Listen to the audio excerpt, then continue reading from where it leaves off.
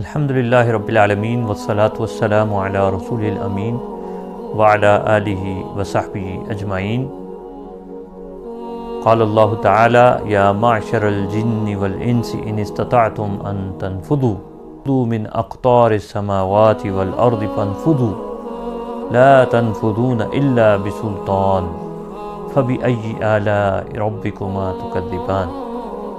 اے جن و انس کے گروہ، اگر تم طاقت رکھتے ہو کہ آسمانوں اور زمین کی حدود سے نکل جاؤ تو نکل کر دیکھو۔ تم بہت زیادہ زور اور طاقت کے بغیر ان کی حدود سے نہیں نکل سکتے، بس تم اپنے رب کی کون کون سی نعمتوں کو جھٹلاؤ گے۔ اللہ رب العالمین کی قدرت، طاقت، شان و شوکت، جاہ و جلال، اس کی حکومت، حاکمیت، مالکیت، خالقیت سب پر بالا ہے، بالا دست ہے، سب پر اس کی حکومت، احکم الحاکمین کی حکومت قائم ہے۔ گزشتہ کئی دنوں سے چندریان 3 کا غلغلہ ہے کہ چاند پر چندریان 3 نے، جو کہ انڈیا کے اسپیس سائنسز کا ادارہ ہے، اس نے اس کو روانہ کیا چندریان 3 کو، اور اس نے چاند کے سرفیس پہ لینڈ کیا۔ یہ بڑا اس کا شور ہے بڑا، اور پاکستان میں تو تعریفات بھی بہت کی جا رہی ہیں، پھر طرح طرح کی باتیں بھی کی جا رہی ہیں کہ یہاں تو لوگ بجلی کے بل جلا رہے ہیں، مہنگائی سے تنگ آئے ہوئے ہیں، اور پاکستان جو ہے نا وہ معاشی دیوالیہ پن کی حدوں کو چھو رہا ہے۔ اور کہاں انڈیا ہے تو وہ دیکھیں، وہ تو چندریان 3 انہوں نے چاند پر جو ہے وہ پہنچا دیا۔ تو چلیں، بہرحال یہ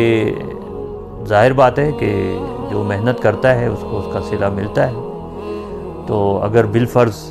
اس کو تسلیم کیا جائے کہ واقعتاً چاند پر کسی انسان نے قدم رکھے ہیں، اور امریکہ نے اس میں پہل کی، باقی ممالک بھی اس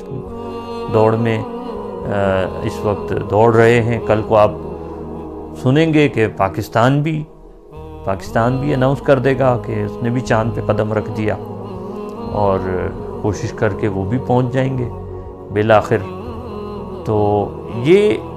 2-3 پہلو ہیں جس پہ بڑا غور کرنے کی ضرورت ہے۔ پہلا نقطہ تو یہ ہے، اس آیہ مبارکہ کی روشنی میں، سورہ الرحمن کی آیت نمبر 33 اور 34 کی روشنی میں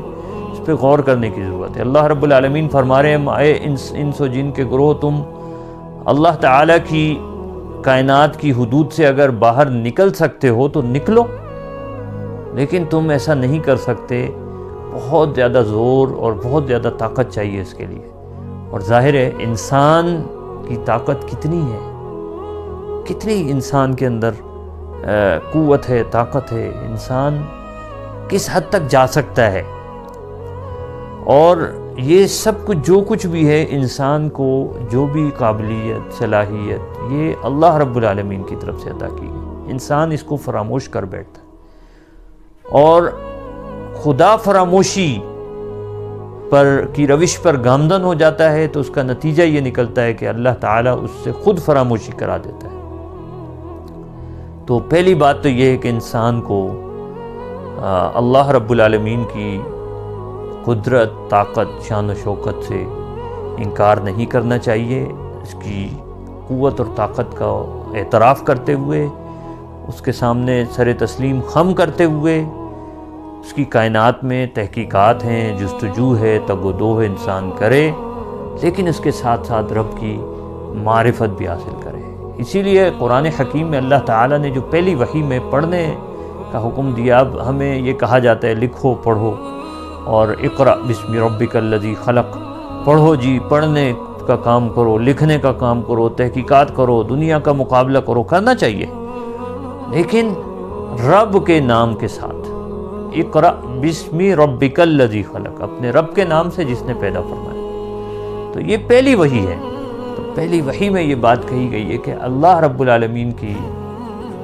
معرفت کے ساتھ آپ علم حاصل کریں۔ تو جو اللہ کی معرفت سے عاری علم ہے اس کا کوئی فائدہ نہیں ہے، وہ جہل مرکب ہے۔ تو آج آپ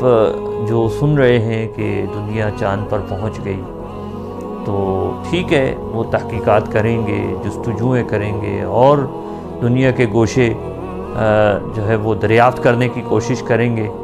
لیکن اگر رب کی معرفت نہیں ہے تو یہ سب عبث ہے، بیکار ہے۔ اور اگر پاکستان بھی اس دوڑ میں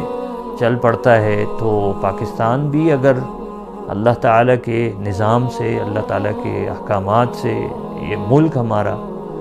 اگر اس سے عاری ہوگا تو آپ چاند پر پہنچ جائیں، چاند سے اور آگے پہنچ جائیں، سورج پہ پہنچ جائیں،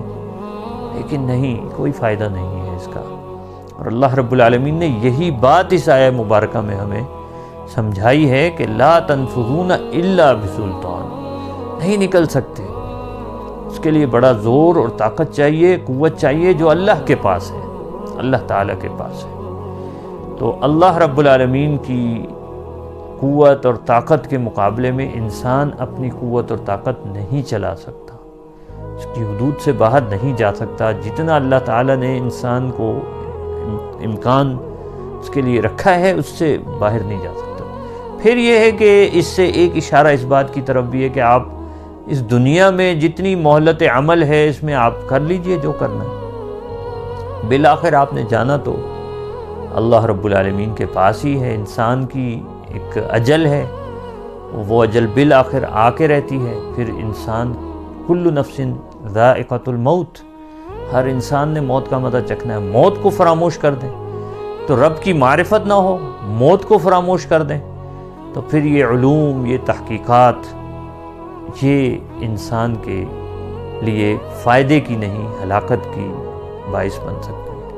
بس ایک نقطہ اور ذہن میں رکھیے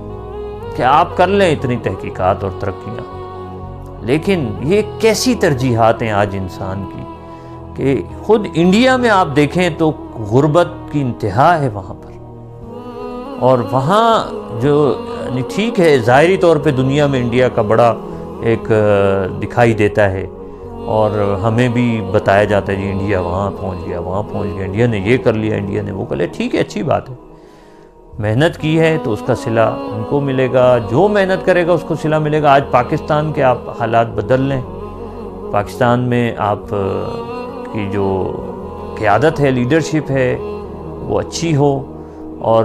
باکردار ہو اور اسے اس ملک سے واقعتاً اس محبت اس سینس میں ہو کہ یہاں کے وسائل کو یہاں پر لگائیں، اپنی جیبیں نہ بھریں، اپنے سوئس اکاؤنٹ نہ بھریں، تو بالکل یہ ملک بھی،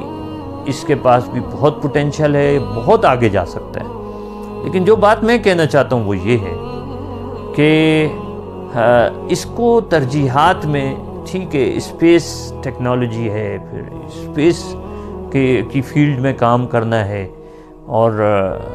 فضاؤں کو مسخر کرنا ہے، یہ بھی ٹھیک ہے کام ہے، لیکن بھائی آپ روئے زمین پہ تو آپ دیکھو کیا کر رہے ہو،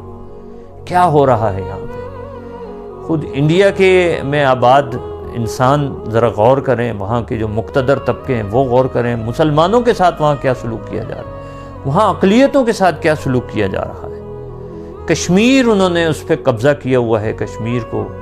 چاند پہ آپ پہنچ گئے، کشمیر کو آپ چھوڑ نہیں رہے، ٹھیک ہے، اسے آپ نہیں، وہاں پہ ناجائز قبضہ کیا ہوا ہے، وہ آزادی کے لیے وہاں پہ وہ مسلسل تگودو کر رہے ہیں، ایک دن پیچھے نہیں ہٹے، آپ اس کے لیے تو آمادہ نہیں ہیں، چاند پہ پہنچ گئے، اس سے بھی آگے چلے جائیں۔ تو یہ ڈبل اسٹینڈرڈ ہے۔ پاکستان بھی اس دوڑ میں پڑ جائے لیکن اپنے ملک کی حالت ٹھیک نہ ہو،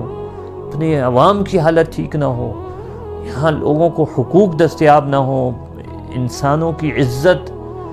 جان، مال محفوظ نہ ہو، اور آپ اسپیس ٹیکنالوجی میں آپ اس لیے کہ بھئی دوڑ لگی ہوئی ہے، اب ہم نے بھی اس کا مقابلہ کرنا ہے، تو اس قیمت کے اوپر اپنی عوام کے حقوق کی پامالی کی قیمت پر ان ترقیوں کا کوئی فائدہ نہیں ہے۔ جزاکم اللہ۔